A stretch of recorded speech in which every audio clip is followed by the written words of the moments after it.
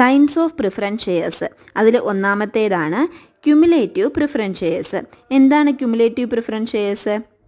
ഒരു കൺസേണിന് ഏതെങ്കിലും ഒരു വർഷത്തിൽ പ്രോഫിറ്റ് ഇല്ലായിരുന്നു, അതുകൊണ്ട് ഡിവിഡൻഡ് നൽകാൻ സാധിച്ചില്ല. അങ്ങനെയാണെങ്കിൽ അരിയേഴ്സ് ഓഫ് ഡിവിഡൻഡ്, ഇങ്ങനെ കൊടുക്കാതിരിക്കുന്ന ഡിവിഡൻഡ്, അതിനെയാണ് അരിയേഴ്സ് ഓഫ് ഡിവിഡൻഡ് എന്ന് പറയുന്നത്. ഈ അരിയേഴ്സ് ഓഫ് ഡിവിഡൻഡ് അക്യൂമുലേറ്റ് ആയിട്ട് സബ്സിക്വൻറ്റ് ഇയേഴ്സിൽ ഡിവിഡൻഡിൻ്റെ കൂടെ നൽകുന്നു. Arrears of dividend will accumulate and will have to be paid out of the profit of future years. അടുത്തത് നോൺ ക്യുമുലേറ്റീവ് പ്രിഫറൻസ് ഷെയർസ്.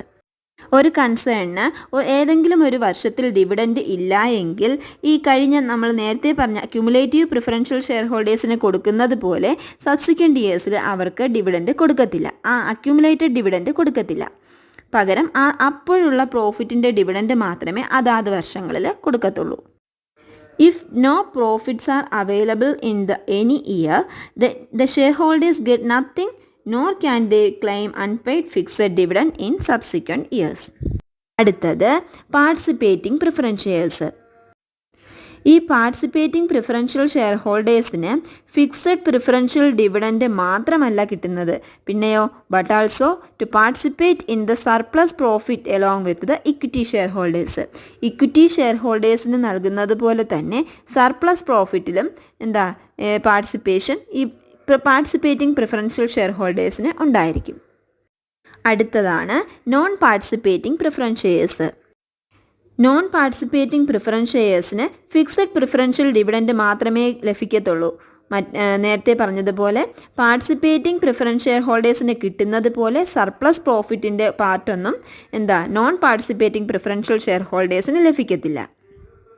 അടുത്തത് convertible preference shares. Convertible preference share ഹോൾഡേഴ്സിന് ഒരു option ഉണ്ട്. എന്താണ് option? To convert them into equity shares within a certain period. അവരുടെ preference ഷെയർസിനെ equity share ആക്കി convert ചെയ്യാം ഒരു സർട്ടൺ പീരീഡിൽ. അടുത്തത് non convertible preference shares. Non convertible preference shares എന്താണ്? These are shares which are to be redeemed or refunded at the expiry of A fixed period. ഒരു fixed പീരീഡിൻ്റെ expiry ആവുമ്പോൾ അവർക്ക് അവരുടെ ക്യാപിറ്റലിനെ റെഡീം ചെയ്തെടുക്കാം അല്ലെങ്കിൽ റീഫണ്ട് ചെയ്യാം.